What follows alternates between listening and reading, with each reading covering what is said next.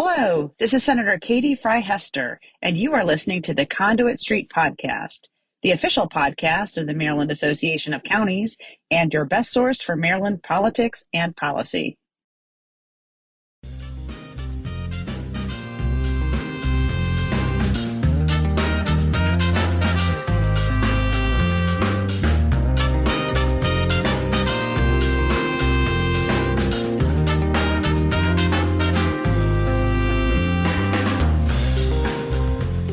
Hello and welcome to the Conduit Street Podcast. Kevin Kinnally here today with Michael Sanderson and Dom Butchko. Michael and Dom, how are you both today? We are recording virtually, but the big news is General Assembly is in session. It's Thursday, January 13th. How are you both feeling? I'm feeling like there's 89 more days to go. How are you feeling? That feels like a lot right now. I know how the cycle goes, but geez, I don't know. I'm doing okay. You know, I'm the remote guy and recording from home today, so I don't know, that might be how it is for a little while, I guess, but doing all right. It looks that way. But now it's time to get down to business, and COVID continues to disrupt what we used to think of as the normal legislative process. So we'll get into that. Plus, we're seeing a chorus of pleas from our local EMS and fire companies who are generally maxed out at this point with this pandemic. We'll talk about what they're asking for and how we can help. And we'll touch on some early session proposals emerging as big topics for the 2022 session. Gentlemen, let's start with the General Assembly back in session. Annapolis is still weird because of COVID. I can tell you that right now. But I mean, we've talked about, I think on previous episodes, the House and the Senate plans for doing the people's business amidst a pandemic, virtual hearings, limited floor time, etc. Dom, what are your general thoughts so far? I mean, and what are you hearing out there in terms of protocols that are being followed to make sure that everybody's healthy and safe for the 2022 session? So I think since the last time we talked about it on the pod, the Senate had more or less adopted the same plan that the House did. Committees doing remote hearings, at least, in the interim. I think it's until around Valentine's Day. It looks like the House is going to stay off the floor for several weeks, focusing on committee work, state redistricting. I'm guessing that means members are going to stay home in their districts, home rather than Annapolis through the week. Yeah, it's unusual, and I guess we don't yet know. Like, we had a weird session today, and I guess we can mention that. But it sounds like the House, first of all, both chambers have adopted some special rules of procedure to govern how the Senate and the House delegates are going to do their business. And the House has now a process of pro forma sessions, which apparently they're going to gavel in on the floor of the House and do just some like ministerial business and the kind of stuff that's completely non-controversial, and that the members have nominally signed off on, like, go ahead and do this. I don't need to be there to push a green button on something as boring as, yes, let's introduce bill number 244 and assign it to the right committee. That's I've never heard anybody object to those sorts of things, and no one really ever does. So you don't necessarily need to have a giant gaggle of delegates on the floor and in the chamber to do that kind of business. It sounds like it's going to be pro forma for the next few weeks, right? Yeah, I mean, today it was a 2-minute floor session, just reading bills and assigning them to committees, nothing big. Yeah, I mean, it definitely felt different for guys like me. I mean, I'm used to the floor every day, even when there's really nothing to do on the floor. We're used to somebody reads a prayer or an invocation, and then there's usually a guest or two, and they give an award to the champion volleyball team, and they talk about some procedural things, and they make mention of what the committees are doing, and they introduce the pages. And like, even when there's nothing to do, they're on the floor for like a half hour with things. And today was bang, bang, 2 minutes, we're out of here. A little just different. It's going to take time for me to adjust. Yeah, no, I think that's what we're going to see. And we saw that last session as well, the pro forma stuff. And I don't know. I mean, it sounds like legislators, at least in the House, could go home and Zoom in from home if the committees aren't going to meet in person, even to hear virtual testimony. It sounds like they're not doing that, and they're going to try to get through, hopefully what is the worst of it in the next month or so, and then get to the floor. But I do think that what this means, especially because the House is already hearing bills, that once they do come back to the floor, those floor agendas are going to be huge, right? And the committees are going to hear these bills. They're going to have to sit on them for a while, even if they're voting them out. And then once they get back to the floor, I feel like there could be a big logjam of second reader bills. I mean, that's almost inevitable, right? I guess so, right? I mean, if they're not going to take up bills on the floor during any of these pro forma sessions, which would be obvious, if folks are just participating at the committee level for the next few weeks, and the committees are going to grind through lots of hearings and maybe some votes on low-hanging fruit kind of stuff, then instead of it being dispatched on the floor, it's going to wait. It's going to be sort of like, getting through the Panama Canal. You're just going to have to wait your turn, and you'll get your number called. But that certainly makes it sound like mid-February is going to be maybe stickier than usual. Yeah, I would think so. And I think Dom mentioned the Senate. We know that they have plans to be virtual until around Valentine's Day, and then they hope to be in person. We'll have to see about that. But yeah, things are definitely strange, and I think we were all hoping we could get back to somewhat normalcy, but it's not happening, at least yet. We'll put links on the show notes for all the procedures. They're on the Conduit Street blog, how to testify, how to sign up, how the committees are going to meet. All of that will be there for you. And I want to transition now to another COVID-related topic. And Dominic, this is one that you've been following closely. This has to do with emergency medical services, EMS, and their new round of messaging with COVID in this coordinated effort. So throughout this pandemic, I mean, we've gotten used to hearing about hospitals, right? And we've heard, and we continue to hear, that they're reaching their capacity limits. The word gets out, and I feel like everybody sort of understands what that means. Yeah, I mean, I think we've all kind of sadly, we've gotten used to that drill because we've kind of gone through a couple cycles of that with this pandemic and with COVID having its various waves. But you get the sense that, okay, under certain circumstances, like if you were going to have an elective surgery, maybe that doesn't happen, it gets rescheduled. Or if for some reason you have to be in the hospital or at the emergency room or a place like that, then there's an extra risk, right? If they're handling lots of intake of COVID patients, then if you're there because of a badly broken leg or a heart issue or something like that, then there's an extra layer of risk of just being at the facility. I know a number of people who have been through this in just the last several weeks. So I think we've kind of gotten attuned to what that means at the hospital and at those treatment sites. So that's, now that we've sort of absorbed that a little bit, the last few weeks we've been hearing from emergency medical with something that's kind of similar and similarly concerning. Right. So this wave is a little different, but it is something that we're sort of used to. Just like there are only so many hospital beds, our healthcare system is huge, and there are only so many ambulances and trained medical technicians that can transport you. So it parallels and lines up. EMS services, they're strained. And just like sometimes they put out messages, please change your smoke detector batteries, we're doing this for you. EMS is putting messages out to us on social media. We need your help today because it's just so bad. A couple of counties that just came across my email recently, and this is not an exclusive list, but Anne Arundel County, St. Mary's, Charles, Howard, Allegheny, Talbot, all of them, basically every corner of the state is putting out guidance. And so some big things that listeners need to realize, word of the day, triage. If you are going to an ER, if you are having an ambulance come to your house, you are going to get triage based on your systems or based on your symptoms. So people are seeing incredibly longer wait times that might be half an hour, are now hours long. I think on one press release I saw like 24 hours someone waited. And there's not much you can do about it. Yeah. The resources are limited, right? And I think it's a great comparison that you make. Just like hospitals where you only have so many doctors and nurses and support staff. Same thing with our emergency medical services that get people to the hospital, right? We only have so many ambulances. We only have so many of these frontline first responders that are trained to do this incredibly important work. And they are stretched thin at this point. So you're right, Dom. It is all about triage.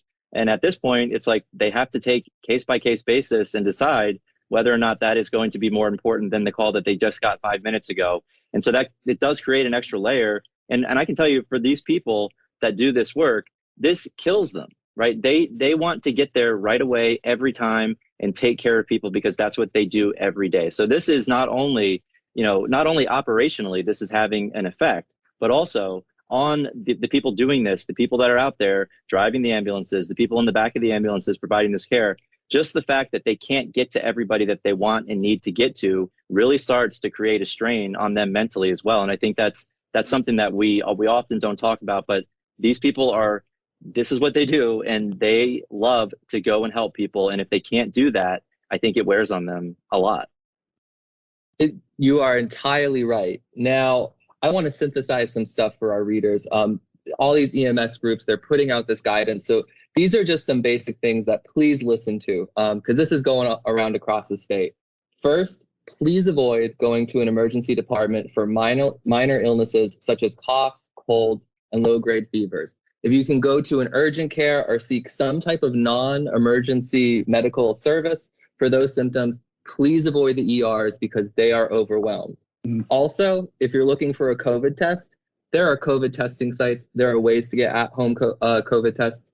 Please don't go to an emergency department to get one of those. Yeah, I think that's, one of the pinch points is the emergency room at your local hospital. And, I think a lot of people have become attuned to that's where you go when you don't really know how to deal with something that feels urgent and feels serious. And sadly, there are folks who end up using that as their point of care for things like I've got a cough I can't shake, so I don't really have a primary care doctor. So fortunately, there's like a gown of other service providers like these sort of pop-up urgent care facilities, and hopefully you've got a connection to a doctor or some provider in your community whom you can reach. But we're short on emergency vehicles, and we're short on staff and beds at the emergency rooms in the hospital. This is a tough spot. One of the things that stood out to me, and I've seen all these releases come across, and I think in Talbot, look, the bottom line is 70% of people that they're seeing hospitalized are not vaccinated, and fewer than 5% have received their booster shot. So get vaccinated, get the booster, because it's overwhelming our hospitals. And you have people that do have emergencies. Let's say somebody has a heart attack or a stroke, and now they can't get treated because there's not enough room in the hospital. People are taxed. And so what's happening now is we're filling up with people that aren't vaccinated and come down with COVID. And then we cannot do the things that we quote unquote normally do, which, emergencies that people that do need immediate care, they're not able to get it necessarily as fast as they could. And the same thing with elective surgeries, right? Like those are gone out the window for now because things are just too tight. There's not enough resources. So I will say, get the vaccine, get boosted. It's the only way we get out of this. And we need to relieve our healthcare providers, our hospitals, and our folks that get the people to the hospital, our frontline first responders, the EMS people that do this every day. They're overwhelmed, Dom. And I know you're hearing about it every single day, like you said, from across the state. And just to underline that a little bit more, Kevin, too, in Anne Arundel County, the COVID positivity rate has reached over 30%. Almost 92% of intensive care units are occupied. Almost 92%. Some medical experts are projecting this to go for an additional 45 to 60 days. Like, this is a serious problem, and it's not a problem that's going to end tomorrow. So I just don't remember this happening before. That, like, I thought that analogy, like that the fire company, the local volunteer company, or whomever is basically saying, please make a smart decision in what kind of care you seek. We just don't have a place to take everybody in an ambulance right now. Wow. I mean, okay, so that's the nature of where we are, just as a function of numbers. Even if this variation is not as severe in overall, just the number of people who have caught it, who are symptomatic, and who need care, we got to clear room for them. So anyway, we all of us are going to be part of the solution of getting through these next few weeks, it looks like.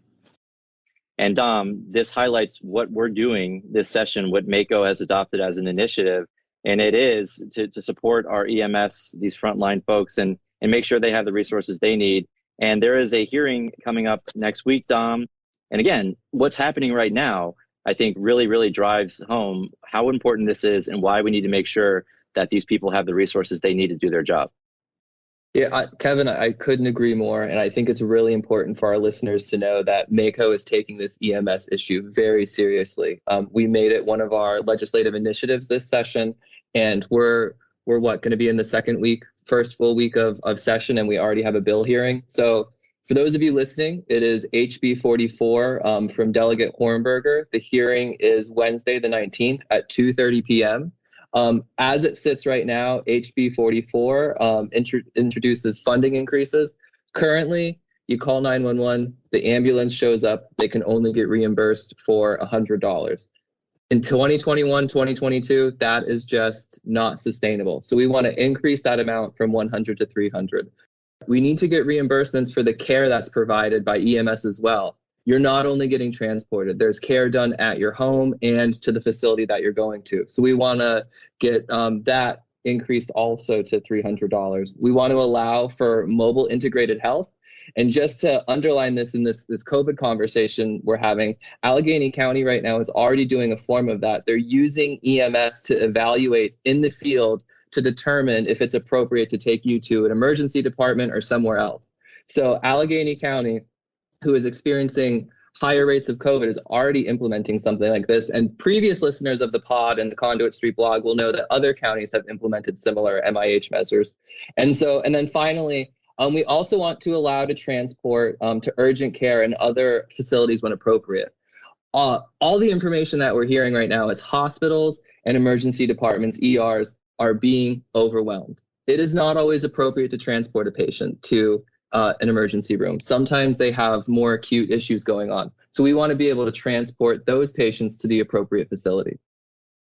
I think this is that exact situation where, like, this bill in one form or another has kind of been kicking around for a while, and local governments have been supportive, and our fire and EMS companies have, I think, made the case. I don't think that the point has ever been this sharp, that right now your emergency room at your hospital, the odds are that they are bursting at the seams. And to still have a law on the books that's more than 20 years old that basically says the only thing hospitals are there to do is pick you up, the only thing that an ambulance is there to do is to pick you up and take you to a hospital. That's the only kind of care they provide. It's preposterous. Like, we know that the smartest and the most forward thinking among our fire and EMS services are the ones who are saying, let's reach people earlier, let's be smarter, let's get them what they need, let's do it quickly, let's do it efficiently. And if that means we solve their problem in their living room, great. But our law has not caught up with that reality, and never before has it been quite as urgent as it feels right this minute. And that's exactly why this is an initiative. That's exactly why counties are highlighting this issue. That's exactly why MACo is at the forefront here. And we're putting a lot of shoulder into this because, as you said, Michael, this is something that's been kicking around for a while. But look, we're at the point where we need more than a Band-Aid here. We need more than a one-time grant or something like that. We need a sustainable way to support these services over the long term. That's exactly what this bill is going to do, and that's exactly why it's so important. So, gentlemen, we'll leave it there with EMS. We have a lot of issues, of course, brewing for session, and a lot of stuff that we're going to talk about in the weeks ahead, including the governor, some tax cut proposals, and that's, one of many ideas on how to spend a surplus. The state has a lot of cash, and I think that's going to, it's going to be contradictory to some of the stuff we're hearing from General Assembly leadership about, short-term spending and capital. But if you want to propose long-term tax cuts, that's something that sticks around and it's a recurring cost. A lot of talk about capital, transportation, that's also connected to the surplus. Crime issues, big deal, both judicial and monetary. Again, that's going to be part of a swirl of ideas on how to spend this money. And then cannabis, you can smell it, pun intended, but it feels like it's coming this year after all. In one way or another, there are differences of opinion on how to do this, how to make adult use legal. I think that the Senate still wants to develop a framework before you put something before the voters. The Senate also has talked about maybe we just pass a bill, we don't have to put it on the ballot. But the House of Delegates seems intent on getting something on the ballot for the voters without necessarily having all of the details ironed out. So a lot of stuff going on. Climate change, of course, also is going to dominate a lot of this session. So, and we haven't even talked about state redistricting on this episode, right? So I think that's going to be the focus in the near term here, while maybe people are at home or whatever they're doing when they're not on the floor. So a lot of stuff going on, gentlemen, and we're going to have it all covered here throughout the session on the podcast. So dial in. This is the place you want to be, and we will cover stuff that affects the counties, but also is on the minds of everybody who's following policy and politics. Conduit Street Podcast is here for you. And I do have to give a shout out to Michael. Michael, you got named as one of the 100 most influential influencers, Marylanders, in the work that we do. You wanna toot your own horn for a second, or are you too embarrassed? No, I think that's fine. That's an org chart thing, right? That's saying that counties are important players, and somebody goes to the website and they pick my name, but that's fine. What that's a testament to, I think, is that in Maryland, county governments are who most residents look to for the things they care about the most. And that's why counties matter an awful lot in the policy process in Maryland, because we fund and we deliver and we support all this stuff we've just been talking about with emergency services. And we pick up your trash and we plow your snow, and we fund your schools and your libraries. We support your community college. We pave your roads. Hopefully we'll do some more of that. That's what that's really about. So not about me, it's about us. I like it. Dominic, any closing thoughts from you? This is my first session. I am super excited. I just have to thank the two of you because I still can't believe that this is my job and we get to do all this. So I jokingly said it feels like there's 89 days left, but I also feel like, oh my God, there's only 89 days left. So I can't wait to see what we do. All right. So we'll leave it there for today. As always, if you enjoy the podcast, please go ahead and subscribe. That way, all of these episodes will be sent directly to the device of your choice. You can also follow along on social media, Facebook and Twitter, and then, of course, the Conduit Street blog. But for Dominic Butchko and Michael Sanderson, this is Kevin Kinnally signing off, and we will talk to you soon.